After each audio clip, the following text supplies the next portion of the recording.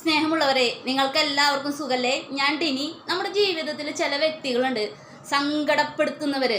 അവരുടെ ജീവിതത്തിൽ മറ്റുള്ളവരെ സങ്കടപ്പെടുത്തുന്ന വളരെയധികം സന്തോഷവും സമാധാനം കിട്ടുന്നവരുണ്ട്. അത് ചിലപ്പോൾ എപ്പോഴും വാക്കുകൾ കൊണ്ടായിരിക്കും മറ്റുള്ളവരെ സങ്കടപ്പെടുത്തി സന്തോഷം കണ്ടെത്തുന്നത്.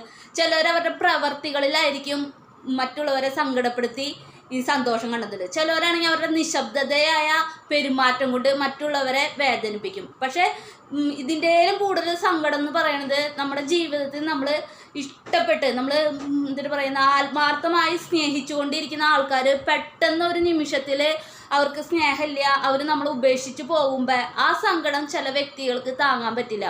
ജീവിതത്തിൽ മറ്റുള്ളവരെ സങ്കടപ്പെടുത്തി ജീവിക്കാതെ മറ്റുള്ളവരെ സന്തോഷിപ്പിച്ച് അവരുടെ ഏത് അവസ്ഥയാണ് ആ അവസ്ഥയിൽ അവരോട് ചേർന്ന് ജീവിക്കാൻ നിങ്ങളെല്ലാവരും പരിശ്രമിക്കണം. അതിനായി ദൈവം